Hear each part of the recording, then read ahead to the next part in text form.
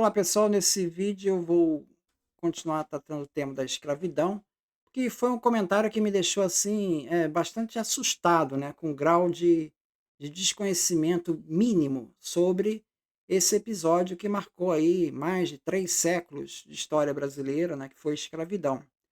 Foi um comentário que falou que os 4 milhões de escravos que vieram aqui para o Brasil, na verdade, eles já estavam disponíveis lá como escravos. Eles eram escravos lá na África que vieram para cá. Então, escravo por escravo não foi grande coisa, né? Só mudou de lugar. Não dá. E outra coisa, aí vem o segundo comentário, que a situação desses escravos no Brasil era muito melhor do que a situação lá na África. Então, a condição de livre na África e a condição de escravo no Brasil era um ganho muito maior ser escravo no Brasil. Você tinha condições de vida muito melhores do que a condição de livre lá na África.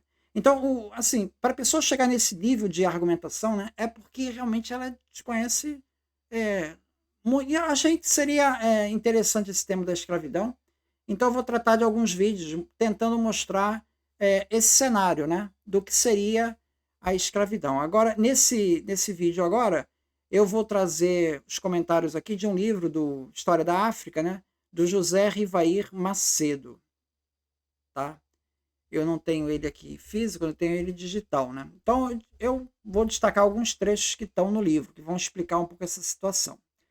Então ele diz assim: para uma avaliação histórica objetiva do papel da escravidão entre os africanos, é preciso estabelecer a distinção entre as formas de escravização existentes na própria África e fora dela.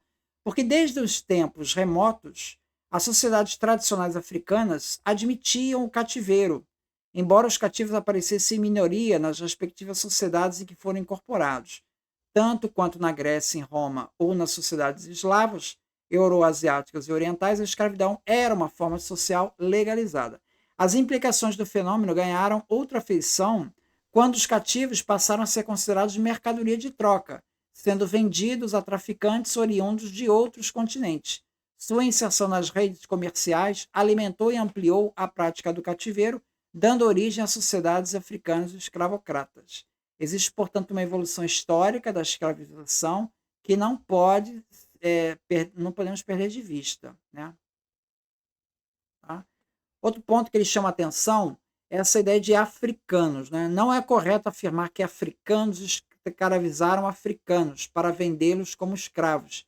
A consciência coletiva da existência de uma identidade continental entre os diversos povos das nações africanas surgiu apenas no século XX, no momento de sua emancipação frente aos europeus. Até então, o sentimento de identidade não ia além da comunidade da aldeia, da linhagem, do grupo tribal ou, no máximo, grupo linguístico.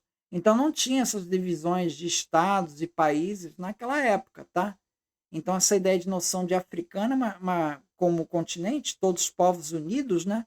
Isso é uma coisa que vem depois, tá?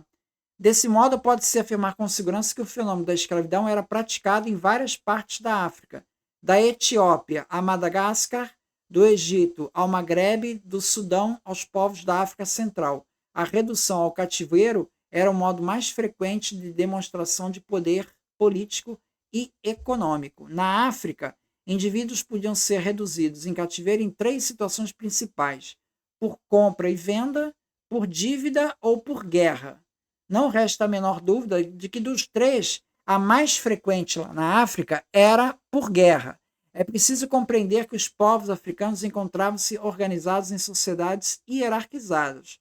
Um dos recursos encontrados pelos chefes dessas sociedades, que pretendiam expandir o seu poder e centralizar a administração, era criando estados e colocando à sua disposição um amplo corpo de servidores e de soldados compostos por escravos.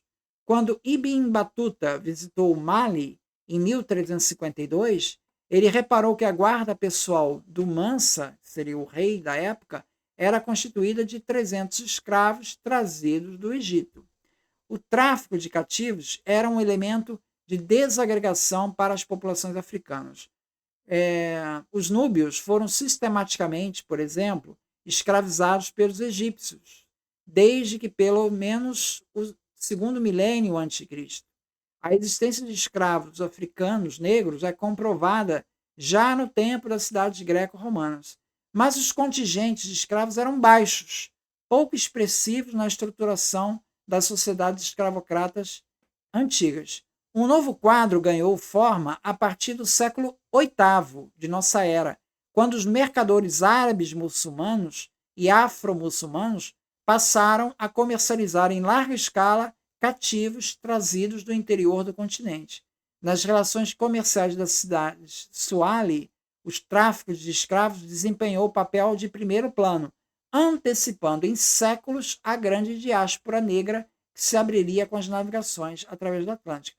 Então, veja, havia uma escravização na África, na antiguidade, mas numa proporção ainda considerava baixa, se você for comparar com o segundo período, que seria esse século VIII em diante, que é quando esses mercadores muçulmanos vão fazer esse comércio de escravos.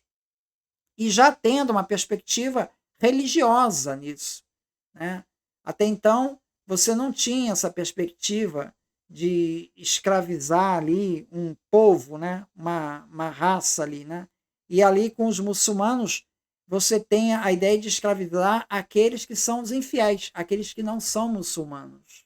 Então você amplia, porque até então a escravização era uma questão de tribo com tribo. Então não tinha essa escala maior.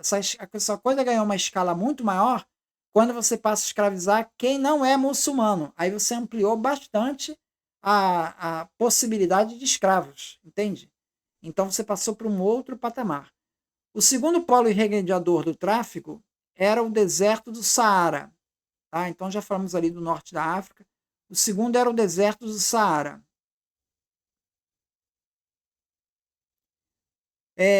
Frequentado pelos mercadores e traficantes de caravanas desde o século VIII.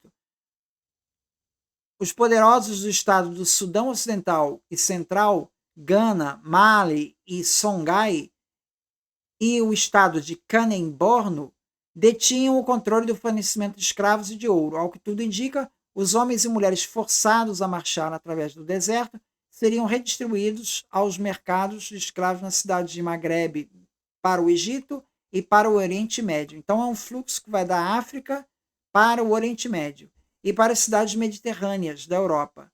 Dali saíram parcialmente o contingente de servidores domésticos e domésticas das casas aristocráticas ibéricas e italianas do século XIV e XV.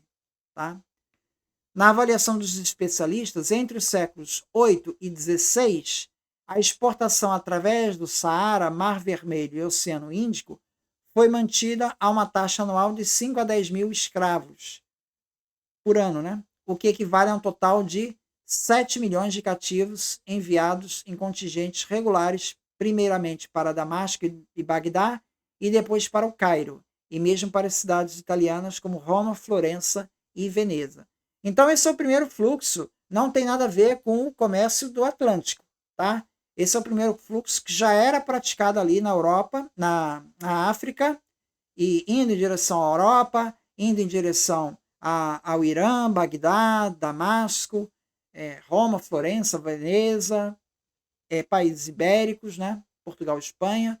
Então esse fluxo daí, ele chegou ao longo todos esses séculos aí, século VIII a XVI, 7 milhões de cativos, que daria mais ou menos uma taxa anual de 10 mil escravos. 5 a 10 mil escravos, isso vai oscilar com o tempo, né? 5 a 10 mil escravos por ano.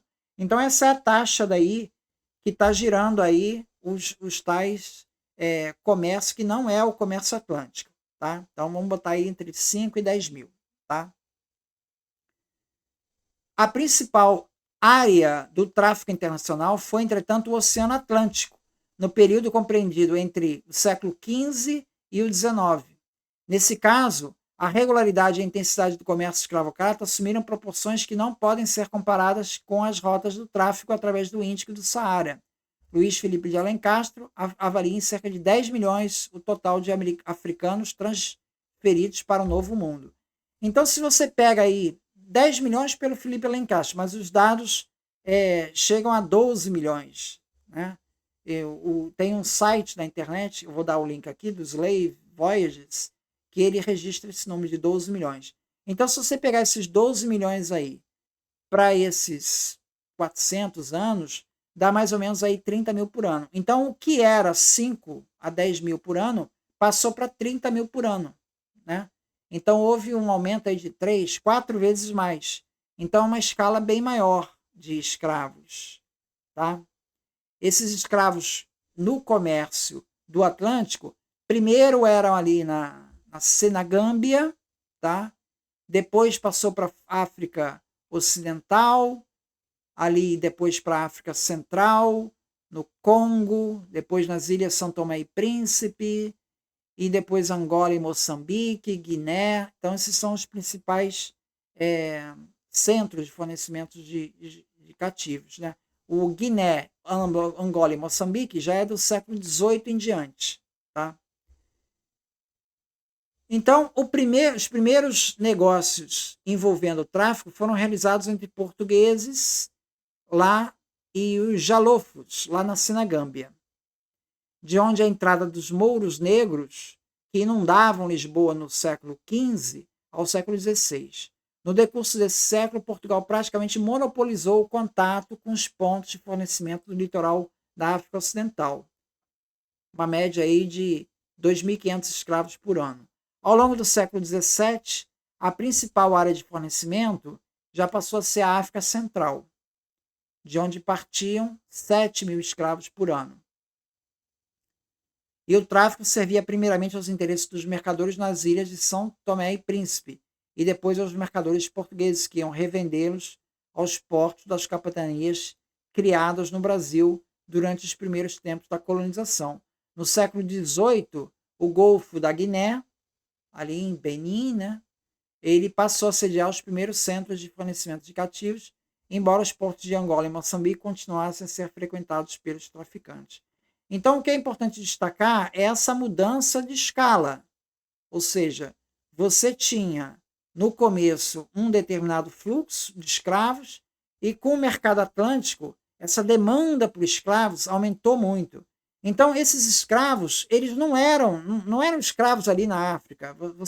Esses mercadores começaram a caçar negros para servir como escravos. Então, a demanda do tráfico negreiro, que dava um lucro muito grande, tanto para os comerciantes lá portugueses, quanto para os próprios africanos ali, que serviam de ponta desse sistema, né? Esse sistema todo alimentava um lucro que acabava servindo de pressão para aumentar a busca por novos escravos. Então, é nesse sentido que desses 4 milhões de escravos que vieram para o Brasil, a maioria não era escravo lá na África. Eles viraram escravo para servir ao tráfico atlântico. Entende? Então, isso é uma falácia que dá, que era escravo lá, virou escravo aqui. Não. Essa demanda toda surgiu por conta desse comércio todo, que, de alguma maneira, precisava ser alimentado, né? Porque dava muito lucro. Então, é essa perspectiva que a pessoa tem que ter em mente, que o tráfico do escravo do Atlântico, ele conferiu uma nova escala, aumentou a escala do comércio e que acabou reconfigurando o comércio de escravos na África, que remonta a uma origem bem mais antiga. Então é isso. Muito obrigado, então.